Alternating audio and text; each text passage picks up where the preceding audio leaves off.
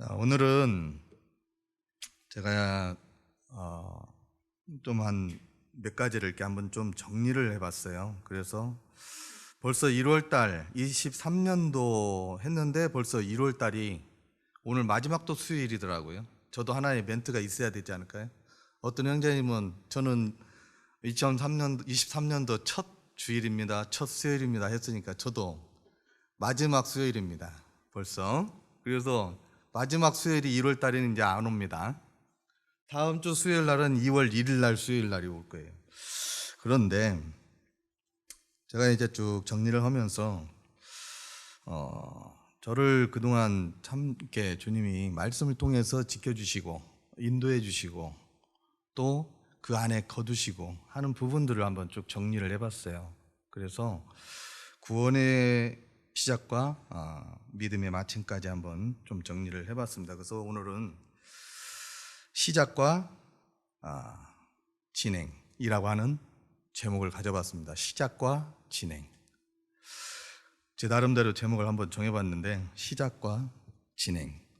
왜냐하면 지금 현재 마무리가 아니기 때문에 주님이 저를 데리러 오셔야 공중에 오시는 걸 지금 소원하고 기도하고 있거든요. 저는 죽고 싶지 않아요. 솔직히 죽고 싶지 않고 휴거되고 싶어요. 왜 그러냐면 지금까지 비행기 오면서도 그 기도를 한 대여섯 번 했어요. 주님, 저는 절대로 죽이지 마시고 살려서 데려가십시오. 산채로 데려가십시오. 막 그렇게 기도했어요, 솔직히. 왜 그러냐면 억울하잖아요. 비행기 한 번도 제대로 못 타봤는데 죽음을 통해서 가면 억울하잖아요. 더군다나 공항까지 갔는데도 비행기를 못 탔다는 게 얼마나 억울해요. 가니까 막 비행기가 막 공항은 공항이더라고 막 계속 뜨는 거예요. 야, 부럽기도 하고 어떻든 그러면서 이 기도가 안 나오겠어요? 저는 휴거되면 멀미도 안 할 것이고 얼마나 좋겠까.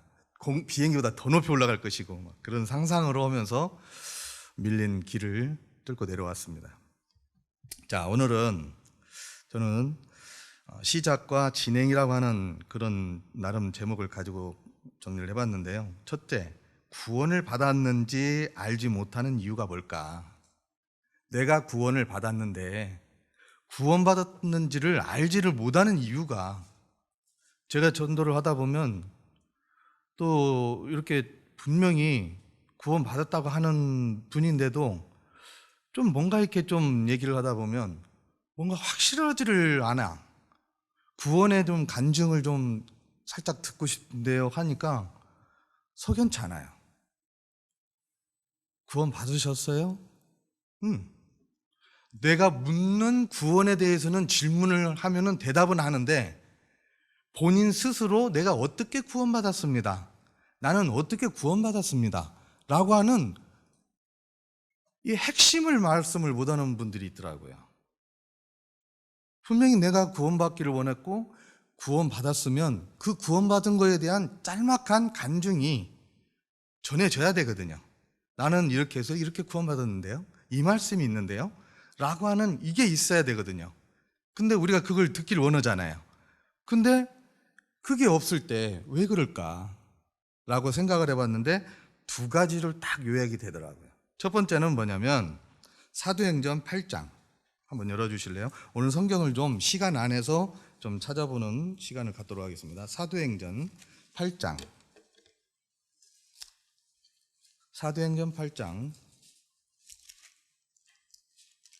13절.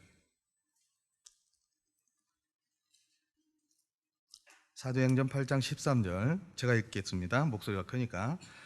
13절. 시몬도 믿고 세례를 받은 후에 전심으로 빌립을 따라다니며 그 나타나는 표적과 그 능력을 보고 놀라니라. 누가요?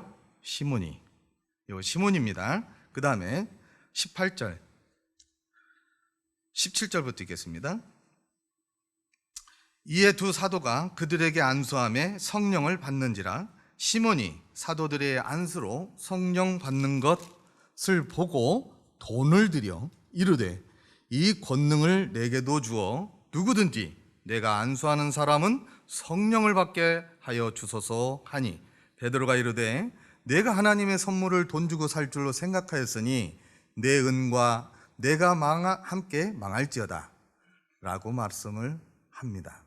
자, 이 내용은 우리가 너무 잘 아는 내용입니다. 시몬이 분명히 침례를 받았어요. 예수 그리스도를 믿는다고 했어요. 고백도 했어요. 그런데 결과적으로 그 핵심의 중심이 뭐였어요? 가짜로 믿었던 거예요. 마음으로 믿지를 못했어요.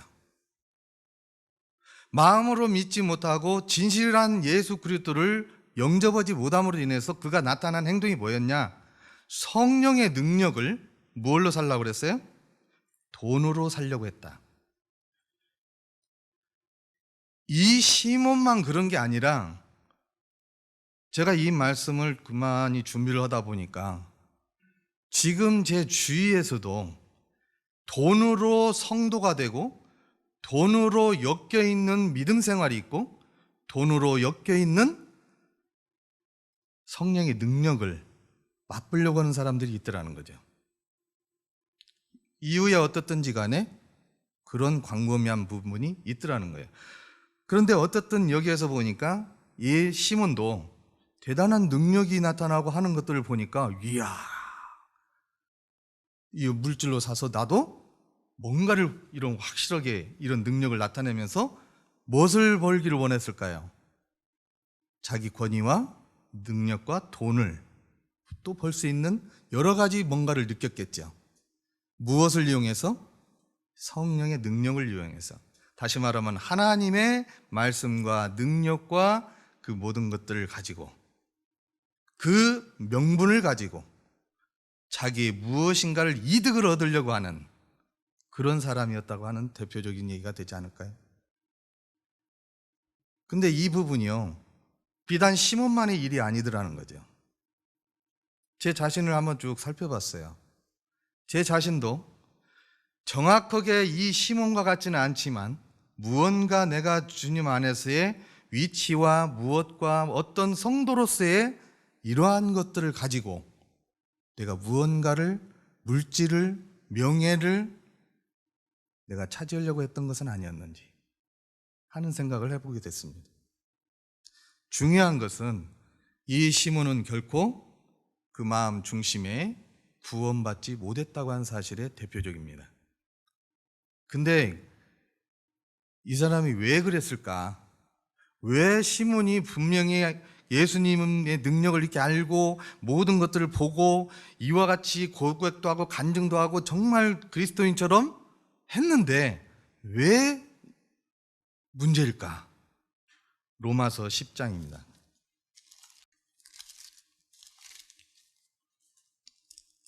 로마서 10장 9절부터 읽겠습니다. 10장 9절부터 10절까지 우리 같이 한번 읽겠습니다. 시작. 내가 만일 내 입으로 예수를 주로 시인하며 또 하나님께서 그를 죽은 자 가운데서 살리신 것을 내 마음에 믿으면 구원을 받으리라. 사람이 마음으로 믿어 의에 이르고 입으로 시인하여 구원에 이르느니라. 아멘. 자, 여기에서 볼 때 저는 왜 이 시몬이 정말 그렇게 진짜 같은 가짜가 됐었을까? 왜 그랬을까? 그랬는데 그것은 분명 여기에 있더라는 것입니다. 첫째 뭐였냐면 내 마음에 누구를 믿으면? 예수 그리스도를 믿으면 구원을 받는다. 또한 사람이 마음으로 믿어 의에 이른다. 입으로 시인해서 구원에 이른다고 하는 정말 아주 간단한 원리에 대해서 마음으로 믿지 않고 생각으로 믿었다고 하는 것입니다. 마음으로 믿지 못한 또 이유가 있어요. 이게 제가 오늘 첫 시간에 포인트입니다. 그게 뭐냐면요, 사도 바울 형제님이 자신에 대해서 정말 자신에 대해서 표현한 대목이 하나 있어요. 그 표현한 대목이 무엇이라고 생각하세요? 정말 자신에 대해서 하나님과 성도들 앞에서 자신에 대해서 표현한 부분이 제가 이 교재 준비하는데 떠오르더라고요. 그게 뭐였냐면 나는 따라서 그러잖아요. 나는 죄인 중에 괴순이라. 이 말은 적지 않게 쉽지 않은 얘기입니다. 성도들 앞에서 나는 여러분들보다 더 죄인이고 나는 모든 사람들보다도 죄인들보다도 잔인 무도한 사람들보다도 더 죄인입니다. 누구 앞에서? 하나님 앞에서. 하나님 앞에서 나는 분명한 죄인 중에 죄인, 괴수입니다. 그러한 나에게 은혜를 베풀어 주셨습니다. 그러한 저를 위해서 예수 그리스도께서 십자가에 죽어주셨습니다. 그러한 예수님이 계시기 때문에 저는 구원의 확증을 얻고 예수 그리스도께서 십자가에 죽어주신 그 사실이 저는 너무너무 감사합니다. 저는 그분을 위해서 제 생애를 드리기를 원합니다. 이게 사도 바울의 고백입니다. 가깝게는 우리와 친근하게 지내는 우리 유한성 형제님의 고백도 그럽니다. 맞죠? 또 더 가깝게는 여기 앉아 계신 모든 분들의 고백이 그렇습니다. 근데 이 시몬은 죄인이라고 하는 것을 깨닫지 못하고 주님 앞에 온전히 고백하지 못했기 때문에 마음으로 예수 그리스도를 영접하지 못했다고 저는 믿습니다. 정말 죄인이라고 하는 자신이 얼마나 극악무도한 죄인이고 얼마나 형편없는 사람이고 얼마나 쓸모없는 사람이고 얼마나 가치없었던 사람인지를, 버러지 같은 사람이었던지를 자기 몰랐던 거예요. 주님을 영접하고 참된 회개를 하는 것은 0.00%입니다. 정말 죄인이라고 하는 사실을 완전히 인정할 때만이 예수 그리스도의 십자가의 은혜가 귀하게 여겨진다고 하는 사실이에요. 그게 구원받은 자의 간증입니다. 여기 시몬은 절대 죄를 인정하지 않았어요. 인정을 했는데 제가 볼 때는 50%만 인정한 것 같아요. 맞아. 내가 살아보니까 참 형편없었어. 과거형으로. 오늘날 많은 사람들이, 교파 사람들이 과거의 죄만 용서해주고 현재의 죄는 내가 갚아야 된다고 하는 논리를 갖고 있듯이 이 시몬 역시도 과거의 죄, 그동안의 말씀을 들어보니 내가 지나온 것을 살펴보니 맞네. 근데 사실은 예수 그리스도께서 과거의 죄만 위해서 죽어주셨습니까? 아니에요. 언제까지 죄예요? 미래. 이게 굉장히 중요합니다. 미래의 모든 죄까지 예수 그리스도께서 나를 데리러 오시는 그때까지, 주님의 나라에 갈 때까지, 이게 굉장히 중요한 거예요. 근데 제가 전도를 하다가 어느 정도 익었는가 싶어서 물어보면 앞으로의 죄는 전혀 관심이 없더라고요. 거기까지는 아직 상상을 안 해보는 거예요. 제가 도표까지 그려가지고 과거, 현재, 미래, 이 세상이 다 이 세상이잖아요. 설명을 할 때는 끄덕끄덕. 근데 실질적으로 정말 이렇게 믿으십니까? 그러면은 어떤 물음을 짓냐면 내가 앞으로 어떤 죄를 질 줄 모르는데요. 그걸 모르잖아요. 이렇게. 근데 불행하게도 제 주위에 있는 조금 제가 좀 불안해서 물어보면 이런 대답을 하는 분들이 있더라는 거예요. 미래의 죄까지 다 용서해 주시고 지금 현재 내가 죄를 짓고 있다고 하는 사실에 대해서 인정하지 않습니다.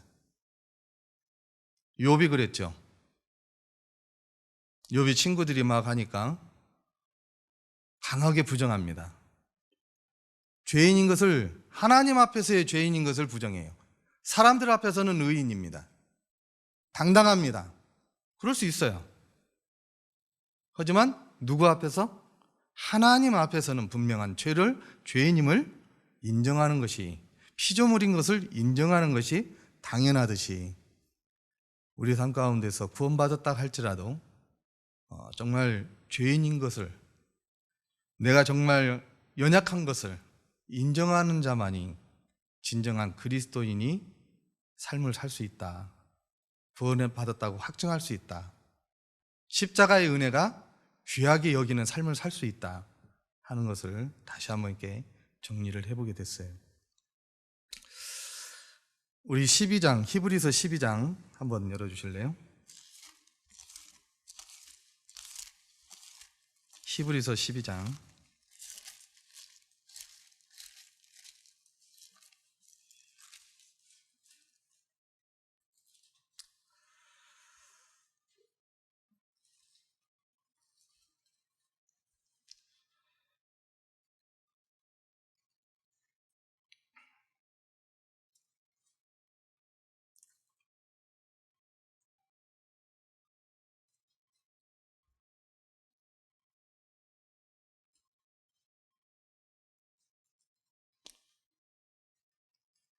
내가 분명히 찾긴 찾았는데 몇 절을 안 적어놨네요.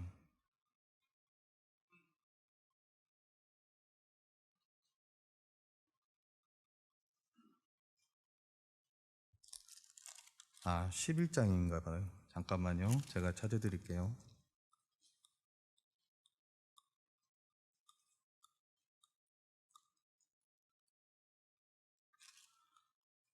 무슨 내용이냐면요, 에서의 후회하는 내용인데 혹시 찾는 분이 좀 알려주실래요?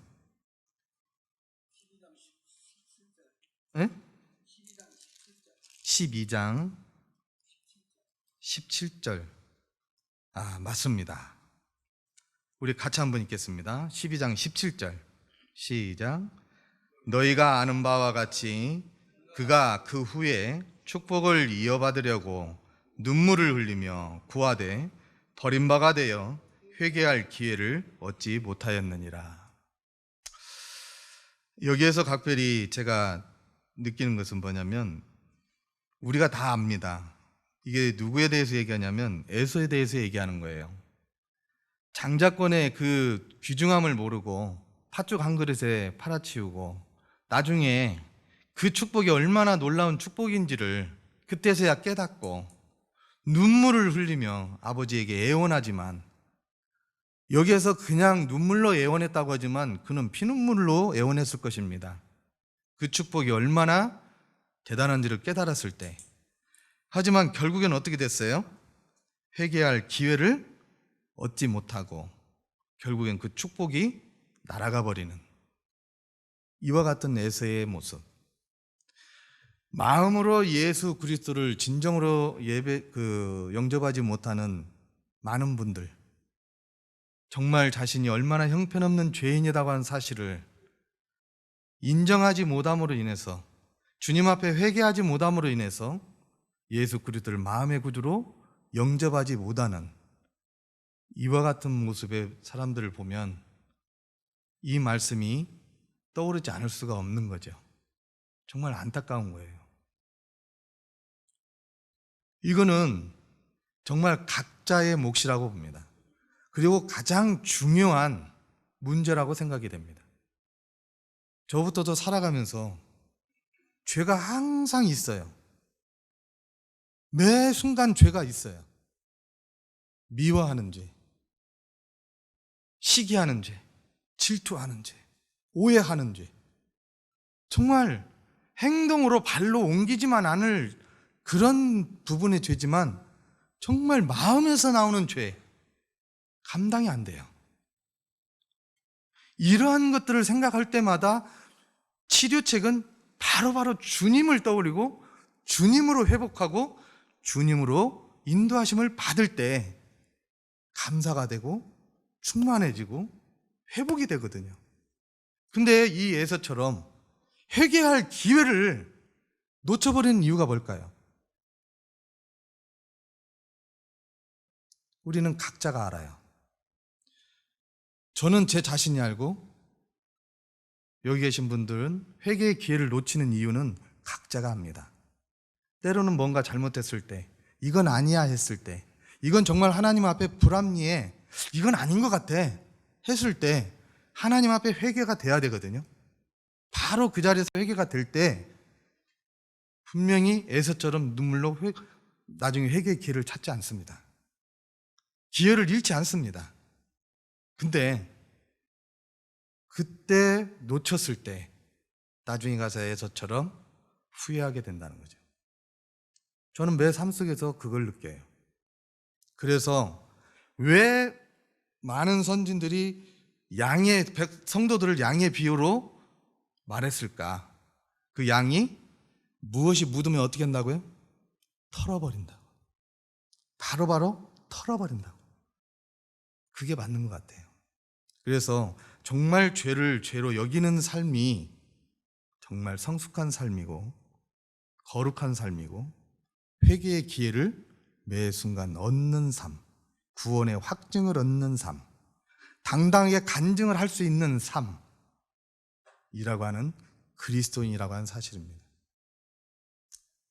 만약에 사도 바울 같이 그렇게 유명한 분이 여기 강단에 서서 우리 성도들 앞에서 나는 죄인 중에 괴수입니다 했을 때 내가 저 앞에 앉아서 그 사람을 바라볼 때 무슨 생각을 할까요? 진짜로 여기 서서 한다면 와, 저분이 그렇게 죄가 많아? 그렇게 죄인이야? 근데 이게 진짜예요. 자기 자신을 정말 형편없고 하나님 앞에서 이게 기준이 돼야 되는 거죠. 저는 그래서 이 부분이 굉장히 23년도를 맞이하면서 정말 모든 문제가 무엇에 올까? 모든 문제의 부재가 어디서 올까? 구원의 문제였구나. 정말 구원이, 온전한 구원이 잘 돼 있으면 하나님과의 관계가 잘 이루어진 것이고 예수 그리스도와의 관계가 잘 이루어진 것이고 거기에는 주님이 계시는데 어찌 악으로 행하리요? 결코 그럴 수 없느니라. 이것이 문제로다 라고 하는 결론을 얻었어요. 그래서 첫 번째로 죄를 회개하지 않은 시몬이 오늘날 많은 교파에 있고 오늘날 많은 성도들 안에 있고 오늘날 내 마음에 있다면 정말 점검해 봐야 될 그런 상황이 아닌가, 그런 생각을 해보게 됐습니다. 그래서 마음으로 믿을 수 있는 것은 내가 마음으로 죄를 주님 앞에 토로해야만이, 자백해야만이, 회개해야만이 주님이 내 안에 주님으로 영접이 된다고 하는 사실입니다. 이게 기본이에요. 자, 여기에서 조금 시간을 많이 지체했는데요. 그래서 두 번째로 보면 구원은 은혜로 받는 것이다. 에베소서 2장 8절에 보면 선물이다. 예수 그리스도께서 구원의 선물을 주시는데 우리에게 어떤 선물로 주시느냐? 거저 주시는 선물로 주신다. 그냥 받기만 하면. 근데 그 받기만 하는 선물이 조건이 하나 있는데 내가 형편없는 죄인이라고 하는 사실을 진정 고백했을 때 그 받는 선물이 너무도 귀하고 크다는 것입니다. 정말 내게 간절하게 필요한 것이 나에게 누군가 선물을 줄 때 그 받아본 사람만이 그것을 느끼고 압니다. 제가 한번 이런 비유가 될지 모르겠는데요. 옛날에 정말 초창기 때 결혼 생활할 때 정말 힘들었어요. 물질적으로 힘들었어요, 솔직히. 많이 힘들었는데 우리 애들이 통닭이 먹고 싶대요. 근데 통닭을 그때 당시에는 다들 비슷비슷했기 때문에 못 먹었어요. 2달에 한 번 예배당에, 그래서 예배당에 솔직히 표현하면 죽기 살기로 예배당에 왔어요. 왜? 예배당은 항상 먹을 것이 있으니까. 우리 하준 형제님 아마 잘 아실 거예요. 맞지요? 옛날에 예배당에 오면 라면이 있다고 했듯이 예배당에 오면 모든 잔치를 하고 집회를 하고 항상 그러니까 먹을 것이 있잖아요. 그러니까 예배당에 오면 많이 먹고인데 집에서 통닭이 시켜 먹고 싶다고 그래서 하는데 못 시켜 먹었어요. 좀 형편이 그래서. 그러다가 어느 날 어떤 분이 통닭을 딱 그 상황을 아시고 주님이 그 성도를 통해서 주셨어요. 맛있었을까요? 맛없었을까요? 살살 녹겠죠. 좀 비유가 맞을런지는 모르겠습니다. 정말 내가 간절히 원하던 거, 그 원할 때 귀한 그 선물을 주었을 때 받을 때의 그 기분 어떨까요? 당연히 감사하고, 정말 감사라고 하는 표현이 아니라 땡큐 베리 베리 베리, 그냥 너무너무 감사하겠죠. 마찬가지로 죄인 됐던 나에게 예수 그리스도의 구원의 선물을 주셨을 때 그 죄인이라고 하는 것을 깊이 인정하고 받는 예수 그리스도의 구원의 선물은 밤새 울어도 이틀을 울어도 감사의 표현이 안 됩니다.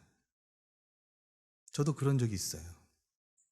제 자신을 살펴볼 때 너무나 더럽고 형편없는 정말 지저분한 삶이었거든요. 그런 저를 위해서, 죄인이라고 고백한 저를 위해서 예수 그리스도의 구원의 선물을 주셨다고 할 때 아무런 것이 없지 그저 죄인이라고 하는 고백과 함께 주셨다고 할 때 얼마나 감사가 되든지요. 밤새 성경을 붙들고 울고, 밤새 성경을 붙들고, 저기 김제 저도 평산에서 찌그러지는 그 오두막에서 침대 한편에 앉아갖고 막 그렇게 가기 싫어하던 예배당 아버지 따라서 갔다가 그게 이제 다 감동이 돼가지고 집에 와서 막 울고, 내 죄를 볼 때 예수 그리스도의 그 은혜가 크더라는 것이죠. 그 선물이. 제가 왜 강조를 하냐면요, 우리 매 삶 속에 죄를 져요. 죄가 있어요. 인정 안 하고 싶은 게 아니라 인정해요. 그 죄를 인정하면서 살 때 우리는 평상시에 삶에서 예배를 드릴 수 있다라는 표현이 그 말이 아닌가 싶습니다. 주일날만 모여서 예배 드리는 게 예배가 아니에요. 매 삶 속에 내가 죄를 인정할 때 그게 진짜 참된 삶의 예배라는 거죠. 그걸 인정을 안 하려고 하는 게 문제라는 거예요. 죄를 인정할 때 분명히 이 선물은 귀한 것입니다. 자, 두 번째 보면은 불안해서 우리는 선물을 잘 못 받아요. 불안해서. 누군가 선물을 주면요, 아이고 나도 어떻게 저렇게 한번 다시 하는데. 누군가 한 5만 원짜리 선물인 것 같은데 선물을 주면요, 아이고 나도 갚아야 하는데. 이게 몸에 배다 보니까, 이게 어떤 생각이 있다 보니까 성도들과의 관계에서도 뭔가를 선물을 주면 귀하게 여기고 눈물 감사함으로 받을 때 감사함으로 받는 이런 표현이 없는 거예요. 그러다 보니까 어디까지 영향을 미치냐, 말씀에 대한 말씀 한 구절을 내가 누군가에게 위로로 받았을 때 감사한 마음이 없어요. 당연한 거예요. 그럴 수도 있어요. 그냥 말씀이에요. 정말 힘들고 어렵고 힘들어 갖고 있는 모습의 그 성도를 향해서 말씀 한 구절을 드렸어요. 그것도 기도 가운데 준비한 분은. 그런데 그 말씀을 드렸는데, 선물로 드렸는데, 그 받는 입장은 귀하게 여기질 않아. 귀한 말씀으로 선물로 받질 않아. 왜 그럴까요? 선물의 가치를 느끼고 싶지 않은 거예요. 그게 몸에 뱄어요. 육신적인 그런 흐름에서 영적인 것까지 몸에 배버렸어요.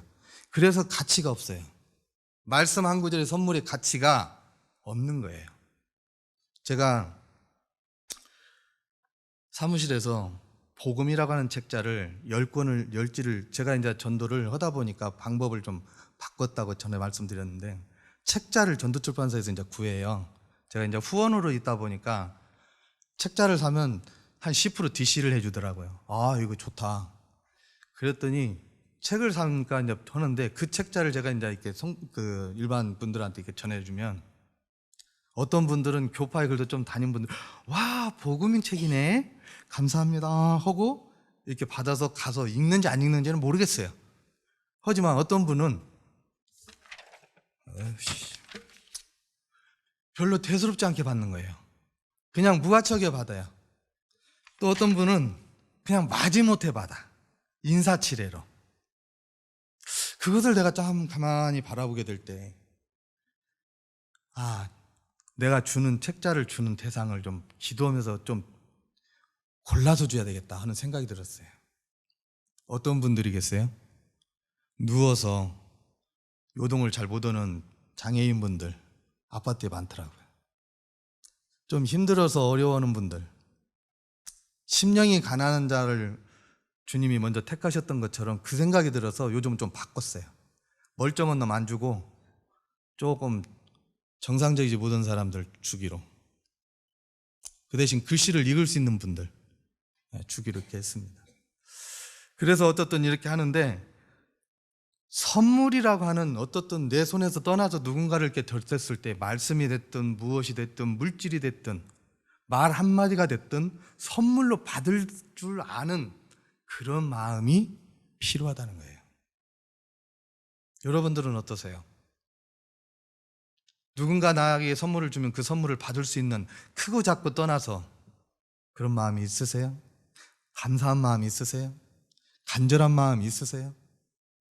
정말 나에게 합당한 선물을 주셨구나 라고 받는 기쁨의 말씀이 있으세요? 저는 있어요. 그럴 때 정말 눈물 나요. 너무 귀한 말씀 주셔서 감사하다고 하나님께 기도하고, 또 그 주신 선물을, 말씀 한 구절을 주신 그 선물을 주신 그분을 위해서 10번, 1000번, 1000번은 아니더라도 100번을 기도합니다. 저 성도님도 주 안에서 형통하게 해주십시오. 우리는 어떤 선물을 받을 때 정말 내 형편을 살펴보면 무엇이든지 감사함으로 받으라고 하는 것이, 그 이유가 거기에 있는 겁니다. 내 형편을 보면 늘 나는 선물을 받으면서 살아갈 수밖에 없는 사람이에요. 물질이 됐든 말씀이 됐든 위로가 됐든. 근데 그 받고자 하는 마음의 선물들을 받을 준비를 갖추고 사느냐, 이게 중요한 거예요. 그냥 흘러간 말씀으로, 흘러간 선물로, 내가 부담되는 선물로 받지 말고 정말 나에게 귀하게 주는 그런 선물로 받는, 구원과 말씀과 찬양과 위로가 될 때 나에게 힘이 되는 거거든요. 그러려면 나는 항상 죄 속에 살아가고 있구나, 이 죄 때문에 나는 정말 구원의 말씀의 선물이 필요하구나, 불안해하지 마시고 두려워하지 마시고 감사함으로 받으면 좋습니다. 따라서 감사함으로 선물을 받자. 네, 감사함으로 받으시면 됩니다. 억지로 받지 말고. 자, 이따가도 나오겠지만, 자, 그래서 구원의 확신의 말씀은 제가 읽어드릴게요. 요한복음 3장 36절에, 이건 읽어야 되겠습니다. 요한복음 3장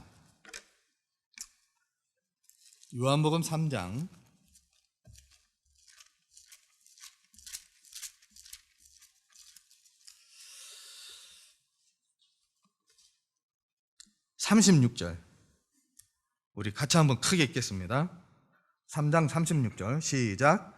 아들을 믿는 자에게는 영생이 있고 아들에게 순종하지 아니하는 자는 영생을 보지 못하고 도리어 하나님의 진노가 그 위에 머물러 있느니라.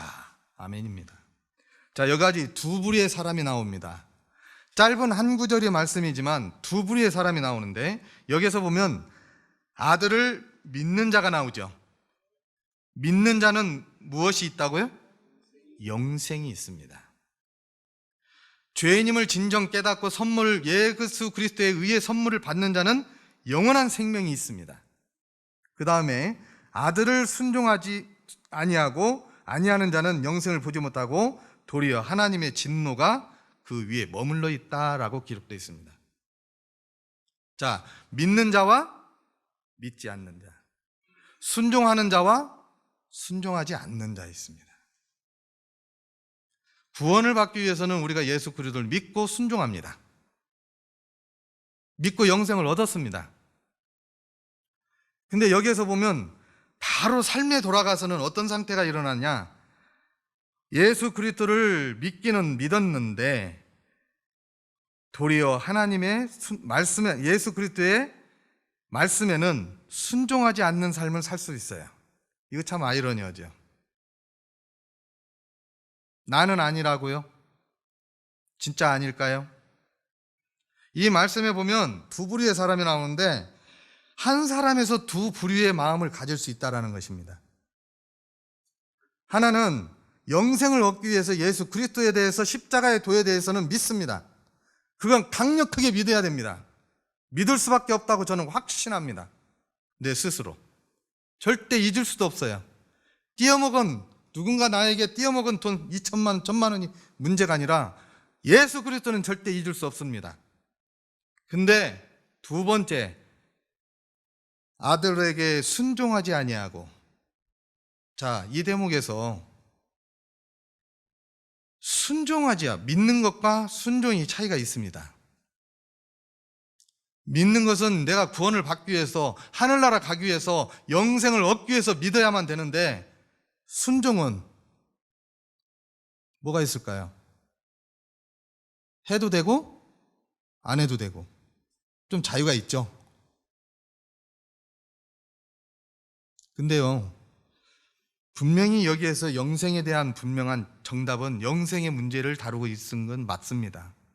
그런데 삶 속에서 하나님의 성경을 통한 하나님의 말씀에 대한 순종에 대해서는 우리 삶 속에 많이 느슨해져 있어요. 저부터도. 분명히 하나님 말씀에서 이렇게 하기를 원한다. 사도 바울을 통해서 이렇게 하기를 원한다. 라고 권해주는데, 하기를 바란다. 라고 하는데, 그건 조금 부담스럽습니다. 그건 좀 아닌 것 같아요. 제 모습에서 이 모습을 많이 보거든요. 근데 중요한 거는 저는 개인적으로 도리어 하나님의 진노가, 구원을 안 받고 영생을 얻지 못하면 진노가, 지옥의 진노라고 여기서는 표현할 수 있겠지만, 삶에서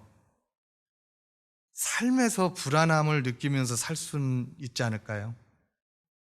하나님의 말씀에 불순종하면요, 삶이 불안해요. 삶이 두려워요. 저만 그런가요? 예수 그리스도의 성경 말씀을 불순종하는 마음을 많이 가졌을 때요, 그럴 수도 있지, 이럴 수도 있지, 나만 그런가? 나만 불순종해? 살면서 다 그럴 수 있지? 라고 지내오는 시간이 많을수록 삶이 어떻던가요? 마음이 불안하잖아요. 이러다 나 한 대 맞지, 이러다 주님이 나 때리실 것 같은데, 사생활은 아니니까 징계가 올 것 같아. 저는 그래요. 그래서 순종이, 믿는 것과 예수 그리스도를 믿는 것과 순종은 결코 떨어질 수가 없다라고 하는 것입니다. 이거는 같아야 돼요. 최대한으로 최선을 다해서 순종하려고 하는 마음을 가져야 된다는 거죠. 근데 그 마음을 갖지 않는 이유도 죄를 죄로 여기지 않기 때문에 그렇습니다. 내 삶에서 구원받았다고 해도 죄가 분명히 죄를 짓고 살아갑니다. 죄가 있어요. 죄 속에 살아갑니다. 그러면서 죄를 인정하지 않는 거예요. 그러니까 말씀에도 순종함이 약해진다고 하는 사실입니다. 여기에도 보면 분명히 믿는 자와 믿지 않는 자가 있고, 순종하는 자와 순종하지 아니하는 자, 분명히 두 부류의 것이 있습니다. 어떤 길로 선택하실지, 어떤 삶을 사실지, 이것은 각자의 몫입니다. 또한 하나님을 위한 그런 순종에서 행동으로 나타낸 분들이, 우리는 대표적으로 아브라함. 정말 왜 아브라함을 많은 분들이 인용을 할까 했을 때 보면, 자식을 내어줄 정도. 내 자신을 내어주는 사람들도 그렇게 흔치 않은데, 눈에 넣어도 안 아플 귀한 자식을 내어줄 정도. 이 말은 정말 내가 귀하게 여기는 것을 줄 정도의 마음. 저는 자식들 빼고는 제게 귀한 것이 뭐가 있을까 하고 살펴보니까 소렌토더라고요. 소렌토. 솔직히 인정합니다. 소렌토. 근데 주님이 너 이거 나를 위해서 좀 써줄래? 어디다 쓰시려고요? 그러니까 아무튼 나를 위해서 그냥 100% 줘볼래? 말씀을 정확히 하셔야 나도 정확히 말하죠. 이렇게 하면서 내 의사 표현을 합니다. 그죠? 그러다가 정말 마지못해서 그냥 며칠이나 쓰려고요? 얼마나 쓰려고요? 이렇게까지. 정말 아브라함이 그런 표현을 썼을까요? 이삭을 바칠 때 정말 그런 마음으로 했을까요? 그러지 않았겠죠. 마음이 아프고 힘들고 막 정말 애리고 썼을 거예요. 그 심령이. 하지만 결과적으로 어떻게 됐어요? 칼을 들어서 1초만 더 빨리 내려가면 아들이 죽는 상태까지 갔어요. 기가 막히게 하나님 그 내려오는 칼을 잡으신 거야. 이거 기가 막힌 거예요. 여기서 이렇게 내려오는 걸 잡으셨다니까? 이게 기가 막힌 거예요. 이게 하나님 아니면 이렇게 못 잡아요. 내가 아무리 날렵해도 칼 내려가는 놈 여기서 이렇게 못 잡는다니까. 누구 때문에 잡아요? 하나님이시니까 잡는 거예요. 그런 마음을 아셨던 하나님, 그 행동으로 보였던 아브라함을 정말 귀하게 여기셨던 하나님, 100분의 1, 1000분의 1만 아브라함의 마음을, 그 순종하는 마음을, 믿는 마음을 내가 표현한다면 주님이 기뻐하시겠구나 하는 생각을 갖습니다. 누가 나한테 소렌토 좀 빌려달라고 하면 내가 빌려드릴게요. 이 자리에서 공개하는데 빌려드릴게요. 근데 제 육신적인 동생들은 안 빌려주기로 했어요. 기도했어요, 제가. 왜냐하면 담배 피니까. 차에서 담배 피니까 안 빌려준다고 내가 말을 했더니, 옛날에 형 내 거 차는 빌려갔잖아. 네 거 담배 냄새 참으면서 탔어. 어쩔 수 없이 내가 써야 되니까 그랬거든요. 어떻든 얘기가 좀 빗나갔지만, 내게 가장 귀한 것을 줄 수 있는 마음, 순종하는 마음, 이런 마음이 다시 한번 재조명되는 이런 생각을 해봤어요. 정말 나는 그런 마음을 갖고 있는지. 처음에 제가 그랬거든요. 구원받았을 때 이 생명, 이 목숨 다 드리리다 막 이랬는데, 지금에 와서는 아이고 조금 생각 좀 할게요. 아이고 뭐 좀 시키면 가만히 있어봐요. 언제 간다고요? 막 이렇게. 결국에는 못 갈 때 아쉬워서 뒤에서 에서처럼 후회할 때가 많았어요. 뭔가 결정을 하고 순종하려고 맘먹었으면 그때 하세요. 후회하지 말고 에서처럼. 아셨죠? 저는 그걸 압니다. 자, 여기에서 보면 요한일서 5장 13절에 보면, 그래서 성경은, 따라서 해보세요. 성경은 영생을 알려주는 책이다. 네. 성경은 영생이 있다고 알려주는 책입니다. 이게 성경의 핵심이잖아요.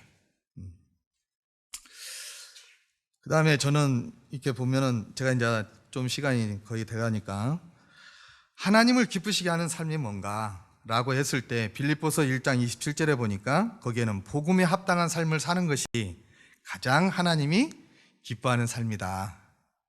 그래서 뭐라고 했냐면, 빌립보 사도는, 따라서 해보세요. 복음에 합당한 생활을 하라. 복음에 합당한 생활을 하라고 1장 27절에 그렇게 기록해 놓았습니다. 맞습니다. 우리는 복음에 합당한 생활을, 복음 아니면 지금 이 시간에 이렇게 서 있을 이유도 없겠죠. 복음 아니면 우리가 만나서 교제할 이유도 없겠죠. 우리가 서로 어려운 마음에서 서로 화해하려고 하는 마음도 없겠죠. 왜? 복음에 합당한 생활을 위해서 우리는 이 시간도 귀하게 여깁니다. 맞죠? 네. 그 다음에 빌립보서 2장 13절, 여긴 차지하겠습니다. 매우 중요하다고 저도 또 생각이 됩니다. 우리 한번 찾아서 크게 한번 읽겠습니다. 빌립보서 2장 13절. 한번 같이 한번 읽겠습니다. 13절과 13절 같이 읽겠습니다. 시작. 너희 안에서 행하시는 이는 하나님이시니 자기의 기쁘신 뜻을 위하여 너희에게 소원을 두고 행하게 하시나니. 14절. 모든 일을 원망과 시비가 없이 하라. 자, 여기에서 보면 두 가지를 말씀드리고 싶습니다. 뭐냐면, 하나는 소원입니다.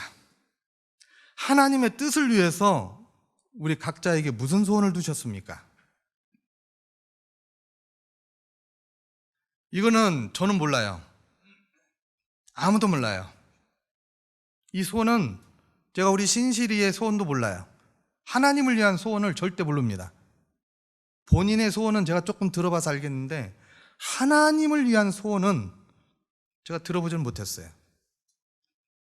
근데 분명히 이 소원이 있어야 됩니다. 왜요?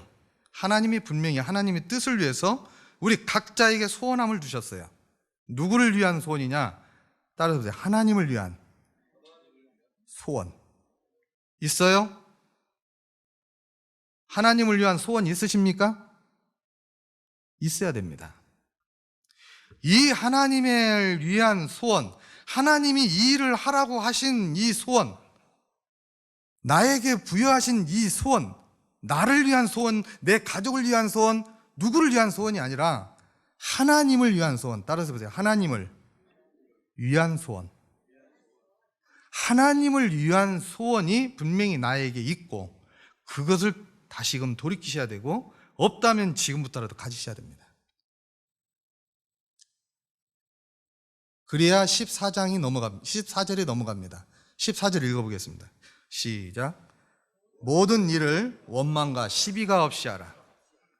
하나님의 소원을 가지고 소원을 위해서 계속 일하는 분이 원망과 시비가 있겠어요, 없겠어요? 있을 수 있어요. 하지만 하나님은 하나님의 일을 하면서 원망과 시비를 갖고 하지 말라는 겁니다. 그건 유익이 없으니까. 하나님이 원하시는 것이 아니기 때문에. 결론은 뭐냐면 하나님을 위한 소원을 가질 때 내 목표가 생기고 내 정로가 생깁니다. 저는 분명히 하나님을 위한 소원이 있어요. 그것도 2개나 있어요. 제가 구원받으면서 예수 그리스도를 영접하면서 서두에 말씀드린 것처럼 정말 더럽고 형편없는 사람 사회에서도 인정받을 수 없는 그런 추잡한 제 모습을 보고 예수 그리스도께서 저에게 다가와서 손 내미셔서 구원해 주신 은혜를 생각하면서 제가 첫 번째 하나님께 소원을 뒀어요. 하나님의 섬기는 성도들의 발이 되겠습니다. 정말 종이 되겠습니다. 이렇게 제가 소원했어요. 돌아온 탕자가 정말 그 집에 아버지 집에 머슴으로 살겠습니다. 이렇게 소원한 것처럼 그때 그게 얼마나 크게 보였던지 저도 그랬어요. 예수 그리스도의 주님이 섬기시는 이 교회 제가 종이 되겠습니다. 이렇게 섬기기를 원합니다. 그때부터 핸들을 잡고 섬기는 것을 배웠어요. 정말 행복했어요. 지금까지도 행복하고요. 또 하나의 소원이 있다면 제가 결혼하면서 그 소원을 우리 자매에게 말했어요. 자매를 통해서 하나님께 소원을 뒀어요. 하나님이 저를 허락하시면 저는 우리 자매에게 비전이 뭡니까? 라고 우리 자매가 선보는데 물어보더라고. 비전이요? 하나님이 모임에서 섬기기를 원하셔서 섬기고요. 하나님이 원하시면 저도 사역의 길로 가겠습니다. 그랬더니 오케이, 땡큐 하면서 나한테 시도 보더라. 돈도 없었어요. 돈이 뭐예요? 빚져갖고 있습니다. 무엇이 좋다고 콩깍지 씌워가지고 저한테 딱 왔는데 그 콩깍지가 이 소원 2가지 때문에 그러지 않았나 싶습니다. 그땐 정말 담대하게 말했어요. 종과 사역의 길로 가겠습니다. 근데 한 가지는 계속 이루어지고 있는데 한 가지는 아직 희망이 안 보이네요. 뭔가 이렇게 진전이 있어야 되는데 사역의 길로 가려면. 어떻든 이와 같은 부분에 우리는 소원함이 있습니다. 여러분들 없는 것 같지만 있어요. 그 소원함을 잊지 마시고 계속 매진하세요. 들어주시고 인도에 가시고 그 소원을 통해서 하나님이 뜻을 이루어 가십니다. 그리고 우리는 정로를 누가 건드려도 정로를 갈 수밖에 없어요. 그 소원이 없기 때문에 흔들립니다. 지금이라도 소원을 잡으셔요. 기도하세요. 분명히 우리는 소원함이 있어야 됩니다. 그래야 데살로니가전서 5장 16절에 이 말씀이 인용이 됩니다. 항상 기뻐하라. 쉬지 말고 기도하라. 범사에 감사하라. 이거는 하나님의 주 안에서 하나님의 뜻이니라. 사실 우리 성도들이요, 저를 비롯해서 항상 기뻐하는 것만큼 성령이 충만한 거 없어요. 그죠? 어떨 때는 기분이 별로 안 좋은데도 저는 웃어요. 속없지. 진짜 옆에서 보면 속없을 거예요. 저 웃어야 될 상황 아닌데 저는 웃고 다니는 게 속없는 놈이야. 근데 내 속을 모르니까 그래. 속이 없는 게 아니라 속이 있어서 웃는 거예요. 왜요? 상황은 지금 안 좋은 상황이야. 근데 웃어. 왜 웃어? 다른 사람은 모르는데 나는 알거든. 그래야 안 그래요? 기뻐할 이유를 알기 때문에. 주님이 항상 기뻐하라고 하셨기 때문에. 주님을 생각하니까 기쁜 거예요, 그냥. 여기는 열받아도 여기는 기쁜 거예요. 왜? 주님을 생각하니까. 이게 비결이에요. 그래서 항상 기뻐하라. 쉬지 말고 기도하라. 범사에 감사하라. 이런 상황, 어려운 상황이 되더라도 기뻐하니까 기도하게 되더라고요. 오 하나님 도와주세요. 오 하나님 다윗처럼 나를 이 구더기에서 건져주세요. 오 하나님 제발 도와주세요. 어쩔 때는 살려주세요. 그러니까 범사에 감사가 돼. 왜? 내가 손을 안 대도 다 코를 풀어주시고 다 해결해 주시고 다 채워주시더라고. 저는 그게 진짜 감사해요. 제 월급이 200이거든요 200에서 210, 220, 230 계속 월급을 올려주니까 얼마나 감사한지. 아파트 처음에 관리소 딱 들어갔을 때 이럴 때 제가 80만 원 받고 들어갔어요. 80만 원부터 20년 전에 80만 원, 10만 원, 5만 원, 3만 원씩 막 이렇게 올라다 보니까 지금 얼마 받게요? 알아맞히시는 분 내가 호떡 사드릴게. 어? 아니, 정확히 말해봐. 200. 그러면 세 털고 세금 떼고 내가 실수령금으로 별거 다 얘기하네. 255 정답. 네, 255입니다. 제가 왜 이 말씀 드리냐면요, 항상 기뻐하니까 기도하게 하시고, 기도하게 하시니까 이거 누구 보라고 기도하는 거 아니거든요. 나를 잘 아시는 분이니까 주님 분이시잖아요. 그러니까 마음속으로 항상 기도해요. 그리고 기뻐해요. 그러다 보니까 기도하게 되고 범사에 감사하게 돼요. 왜? 월급 올려주잖아. 익산까지 갔는데 다시 불러오잖아. 너 여기 있어야 된다고. 정말 저 의도 없었어요. 정말 피하고 싶었어요. 제가 간증문 하나 써서 보냈잖아요. 그랬는데도 다시 원위치. 그러더니 원위치 시켜놓고 이번에 또 월급 올려주대. 5만 원 올려줬는데 세금은 더 나가갖고 월급이 조금 작아졌어. 더 세금을 더 떼어가지고. 어떻든 그래도 즐거워요. 왜 즐거울까요? 내 안에 주님이 계시고 죄를 항상 인정하는 삶을 사니까 주님이 도와주시고. 네. 이게 저의 간증이에요. 어떤 분이 너는 억울하지도 않니? 너는 이렇게 뭐 그것이 그렇게 좋니? 뭐 어쩌니? 좋아. 내가 할 수 있는 게 없어. 근데 어떻게? 내가 사람의 마음을 변화시킬 수도 없어요. 없어요. 저는 사람을 변화시킬 수 있는 마음이 0.0001%도 없어요. 주관할 수 있는 능력도 없고, 단지 주의 성령께서 내 마음에 주시는 내용을 가지고 전해서 표현할 뿐이에요. 맞습니까? 거기까지예요.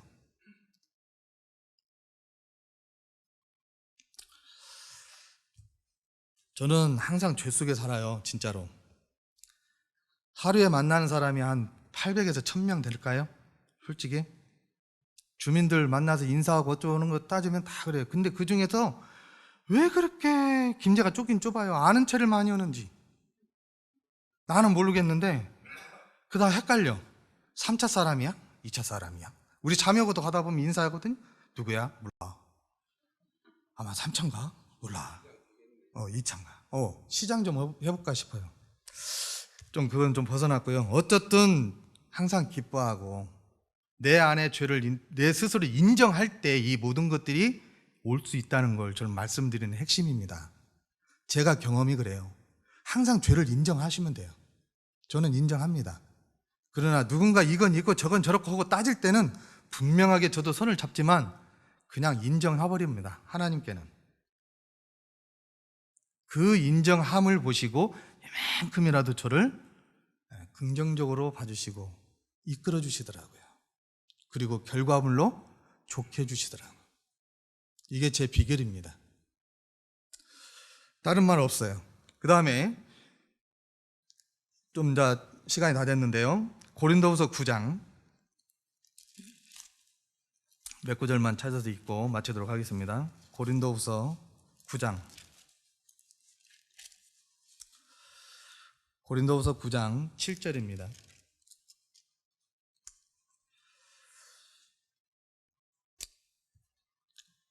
고린도후서 9장 7절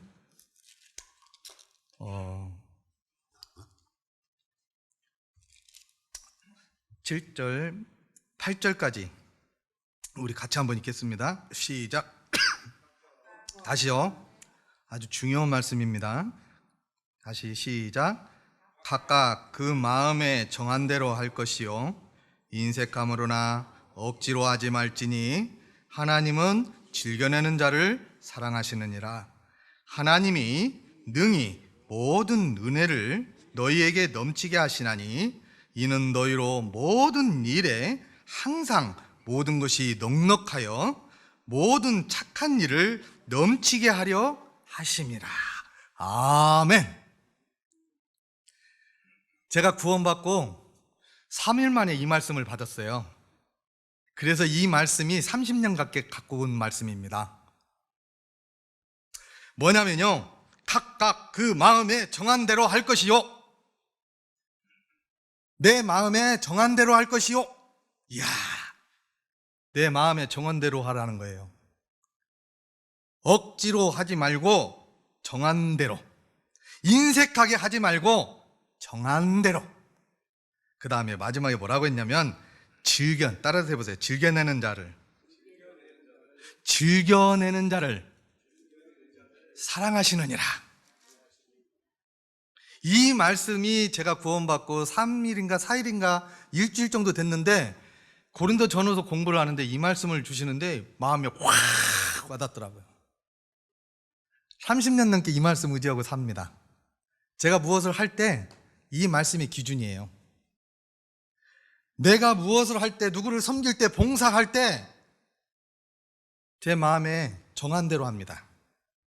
근다고 해서 율법적인 게 아니에요. 내 마음에 기쁨으로 정한 만큼 합니다. 누구의 타치 안 받습니다. 누가 뭐래도 저는 타치 안 받습니다. 이 말씀이 제 마음에 심어져 갖고 딱 박혀 있어 가지고요, 누가 뭐라고 해도 저는 이 말씀이 캐낼 수 없었어요. 30년 동안. 왜? 정한 대로 내가 정해서 내가 하나님께 드리고자, 내가 성도들을 드리고자 정한 마음으로 만큼 합니다. 괜히 힘들게 어렵게 인상 써가면서 억지로 하지 않습니다. 인색하게도 안 씁니다. 사람이 볼 때, 누군가에 볼 때는 인색할지라도 저는 제 마음의 양심에 인색하지 않습니다. 왜요? 제 분수껏 정하니까. 누가 적다고 할 수 있어요. 살아보니까 30년 되다 보니까 적다고도 하고 인색하다고도 합니다. 김용준 인색하다고 소문납니다. 하지만 저는 마음이 편해요. 왜? 마지막에 뭐라고 하셨어요? 하나님은 즐겨내는 자를 사랑하시나. 내가 즐겨내는데 누가 뭐라고 한들 뭔 소용이에요. 하나님이 기뻐하시는데. 그러다 보니까 되려 제 마음에 즐거움이 있어요. 하나님이 즐거워하신다고 하니까 저는 되려 위로되고 이만큼 냅니다. 월급을 올려주면 조금 더 낼 것이고, 쓸 때가 좀 적어주면 조금 더 낼 것이고. 근데요, 삶이요, 주님을 위해서 쓰는 게 다더라고요, 사실은. 생활 자체도 우리 사실 주님을 위한 거죠, 아니에요? 가정생활도 나에게 쓰는 것도 주님을 위해서 쓰는 거예요. 내 자신에게도 인색하게 할 이유가 없더라고요.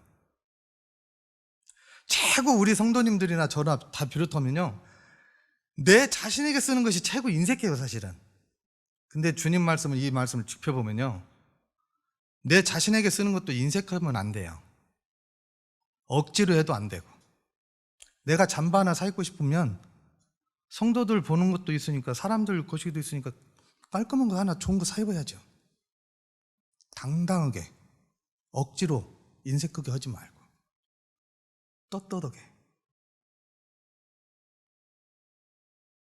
비유적으로 하는 말씀입니다.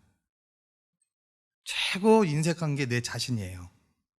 내 자신에게는 인색하게 하는 것이 오히려 하나님이 과연 보실 때 기뻐하실까요? 아니라고 봅니다, 저는. 어느 누구든지 내 자신을 위하든지 누구를 위하든지 주를 위하든지 인색함으로나 억지로 안 하고 기쁜 마음으로 내 마음에 정한 대로 할 때 8절 말씀이 기가 막혀요. 저는 하나님이 능히 모든 은혜를 용주에게 넘치게 하시나니 이는 용주로 모든 일에 항상 모든 것에 넉넉하여 모든 착한 일을 넘치게 하려 합니다. 얼마나 좋으신 말씀이에요. 근데 조건이 있어요. 즐겨내는 거예요. 정하는 거예요. 내가 하나님을 위한 만큼의 정하는 거예요. 믿음은 다 똑같지 않습니다. 하나님의 은혜는 공동한데 우리의 삶의 믿음은 다 틀려요. 믿음의 척도가 틀립니다. 절대 같을 수가 없어요. 그래서 정한 만큼이에요. 근데 이걸 강요하면 어떻게 돼요? 안 돼요. 믿음의 이런 모든 섬김은 강요되던 것이 아니라 마음에 정한 대로 원망과 시비가 없이 분명히 드려져야 된다고 말씀하고 있음을 보게 됩니다. 빌립보서 2장 14절인데요. 그 말씀 아까 읽어봤는데요. 원망과 시비가 없이. 이 원망과 시비가 없다는 말은 뭐냐면 내가 정해서 내가 정말 내 정성껏 내가 마음에 정한 대로 하는데 왜 굳이 다른 사람이 어떻게 하느냐에 타치를 많이 두냐는 거예요. 우리 다른 사람 신경 쓰지 마요. 정말 하나님이 싫어하시는 게 그게예요. 제가 이 말씀 한번 찾아볼게요. 시편 101편 한번 찾아보세요. 시편 101편 3절입니다. 집에 가셔서 101편을 한번 쭉 끝까지 8절까지 읽어보시면, 읽고 묵상하시면 굉장히 좋으리라고 생각합니다. 자, 3절과 5절까지만, 그러지 말고 8절까지 다 읽읍시다. 3절부터 8절까지 다 읽겠습니다. 시작. 나는 비천한 것을 내 눈앞에 두지 아니할 것이요 배교자들의 행위를 내가 미워하오리니 나는 그 어느 것도 붙들지 아니하리이다. 사악한 마음이 내게서 떠날 것이니 악한 일을 내가 알지 아니하리로다. 자기의 이웃을 은근히 헐뜯는 자를 내가 멸할 것이요 눈이 높고 마음이 교만한 자를 내가 용납하지 아니하리로다. 내 눈이 이 땅에 충성된 자를 살펴 나와 함께 살려 하리니 완전한 길에 행하는 자가 나를 따르리로다. 거짓을 행하는 자는 내 집 안에 거주하지 못하며 거짓말하는 자는 내 목전에서 서지 못하리라. 아침마다 내가 이 땅의 모든 악인을 멸하리니 악을 행하는 자는 여호와의 성에서 다 끊어지리로다. 아멘. 저도 이 말씀들이 지금 오늘 준비한 내용이 정말 구원받고 처음에 첫 동기 1년 안에 주셨던 말씀들, 저의 무기입니다. 사실 이 무기가 다 나오고 있어요. 이게 뭔 말씀이었냐면, 비천한 것을 내 눈앞에 두지 않겠다. 누군가 무엇을 하고 했을 때 그 자리에 참석하지 않는 이유가 이 말씀입니다. 무엇인가를 한 그런 안 좋은 케이스가 될 때 저는 그 자리에서 빠진다고 할 때 내 눈앞에 그 모습을 두지 않기 위해서 어떻게 해요? 그들 보고 가라고 할 수 없잖아요. 이것을 내 눈앞에 안 두려면 어떻게 해야 돼요? 내가 돌아서면 돼요. 내가 돌아서서 그 자리에 없으면 되더라고요. 그래서 이 말씀이 나는 비천한 것을 내 눈앞에 두지 아니할 것이요 온전한 것만 보겠다는 겁니다. 그렇게 하라고 하시더라고요. 자기 이웃을 은근히 헐뜯는 자는 내가 멸할 것이다. 주님이 멸하신다는 거예요. 그러니까 내가 무엇을 할 이유도 없고 무엇을 할 것도 없는 거예요. 주님이 하시는 거예요. 말씀이 무기가 되고 힘이 되는 거예요. 그냥 사람의 말, 사람의 어떤 생각, 이거에 관심 갖지 마세요. 말씀이 중요합니다. 말씀이 아니고 이 말씀들이 내게 무기가 되지 아니하는 그런 저의 신앙이었다면 저도 못지 않아요. 무너져 버립니다. 무너질 수밖에 없어요. 말씀이 우리들 삶에서 이와 같은 말씀들이 무기가 지탱해지고 뼈대가 됐을 때 우리는 어떤 상황에서도 이겨낼 수 있다라고 하는 사실입니다. 자, 두 가지 예만 드리고 마치겠습니다. 제가 누군가 나를 어둡게 할 때가 있더라고요. 누군가 나를 어둡게 했어요. 이야, 나 그거 당하면서 정말 진리를 깨달았어요. 진리를 깨달았다니까 더 이상. 제가 화장실에 앉아 있는데요, 한참 아주 귀한 시간을 보내고 있었어요. 그런데 갑자기 누군가 싹 들어오시더라고. 누가 들어왔는가 보다 했어요. 근데요, 갑자기 나가시는 것 같아. 손을 씻고. 그러더니 땅 하면서 갑자기 어떤 현상이 일어날게요? 아무것도 안 보여. 불을 다 꺼버리고 나가신 거예요. 자, 그 상황이 어떤 상황일까요? 아무것도 안 보이는 어두운 상황. 내 인지로 어두워진 게 아니라 타의에 의해서 어두워져 버렸어. 맞죠? 내가 불을 꺼달라고 요청한 것도 아니야. 타의에 의해서 불이 딱 꺼져가지고 나를 어둠 속에 가둬놔 버렸어. 딱 앉아있는데 처음엔 당황스럽대요. 근데 앉아서 가만히 그 어둠을 묵상하니까 볼일 보는 것이 문제가 아니라, 왜 불을 끄고 갔냐고 원망이 문제가 아니라 뭔가 깊은 묵상에 잠기더라고. 누군가 나를 이렇게 어둠 속에 가뒀네? 이럴 때 나는 어떻게 해야 되지? 이게 내 삶이라면 나는 어떻게 해야 되지? 내가 원치 않는 어둠에 나를 가둬버렸어? 내 마음을 어둠으로 가둬버렸어? 하나님은 빛이신데 빛 가운데 있으라고 하셔서 빛을 나는 좋아하는데 어둠으로 막 가둬버렸네? 사단은 나를 언제나 늘 어둠으로 가두길 원하는데 사단도 이렇게 불현듯 나를 어둠에 가둬버리네? 그럼 나는 어떻게 해야 되지? 많은 생각이 됐겠죠. 원망이나 어떤 그런 것들을 떠나서 내가 만약에 살면서 이런 어두운 가운데 계속 갑자기 이런 생긴다면 어떻게 될까? 옳거니 그래서 내 안에, 따라서 내 안에 성전 삼고 주께서 계신다고 하셨구나. 내 안에 주님이 계시는 이 빛이 중요함을 깨닫게 됐어요. 지금 눈을 뜬 데는 깜깜하게 안 보이더라고. 진짜 화장실 한번 들어가서 계셔봐요. 내가 불 꺼드릴게. 안 보여. 근데 내 안에 주님이 계시다고 하는 생각을 가지니까 뭔가 환해진 거야. 이 의미들을 막 생각하니까 더 환해지는 거예요. 두렵지 않아요. 언제든지 내 삶은 어두워질 수 있다. 하지만 내 안에 주님이 계시지 않는다면, 주님이 빛 대신 주님이 계시지 않는다면 어떻게 될까? 싸워야지 뭐. 누가 문 잠그고 불 껐어? 나와. 그러죠? 그럴 일밖에 더 있어요? 근데 주님이 계시니까 일을 정말 다행이다. 자, 딱 호주머니를 넣어서 무엇을 꺼냈을까요? 스마트폰 탁 꺼서 탁 키니까 그냥 빡 할렐루야 하고 그냥 화장실에서 그냥 개운하게 나왔습니다.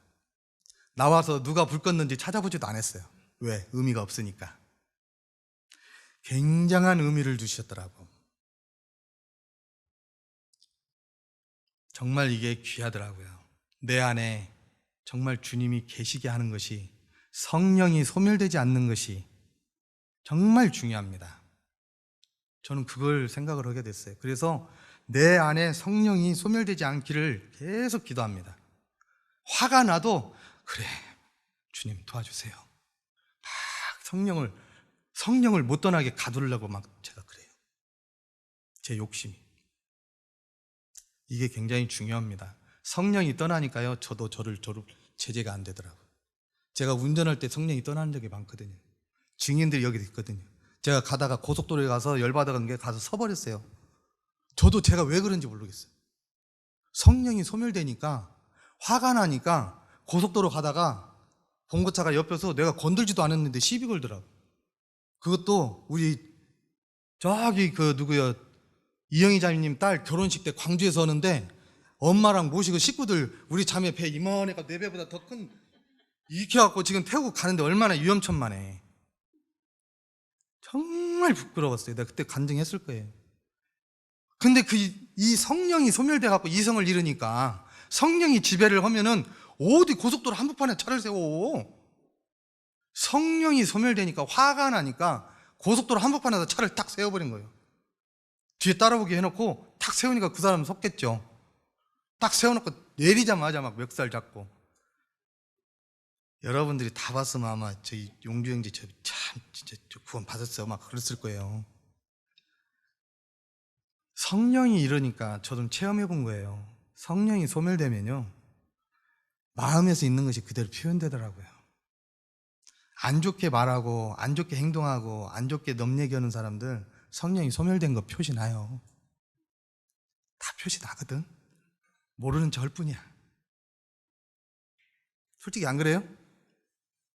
성령이 소멸되지 않는 사람은 그렇게 안 합니다. 저같이 안 해요. 그래서 저는 그걸 잘 알아요. 성령이 소멸되면 사람이 무식해져. 본색 드러나. 그래서 우리는 성령이 굉장히 소멸되지 않게 항상 깨어있는 게 얼마나 중요하다는 것을 다시 한번 생각해 보게 됩니다. 제가 마지막에 이 내용을 한번 넣어봤어요. 진짜 이것은 제가 제 스스로 실험을 해보는데요.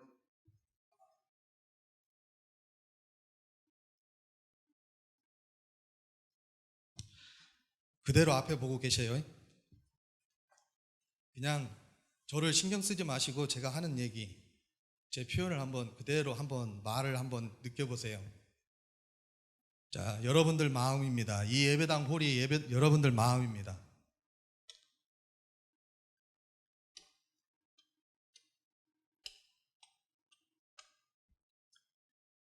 저 앞에는 지금 주님의 마음이시고요. 이 뒤에로는 다 성도님들 앉아 계시니까 성도님들 각자 마음입니다. 여러분들 마음 속에 주님은 지금 빛 대신 주님은 빛으로 채우라고 말씀하시거든요. 주님으로 채우라고 말씀하시는데, 여러분들 마음이 이쪽이라면, 앉은 자리 쪽이라면 여러분들 마음은 지금 화나십니까? 이 정도 어둡습니까?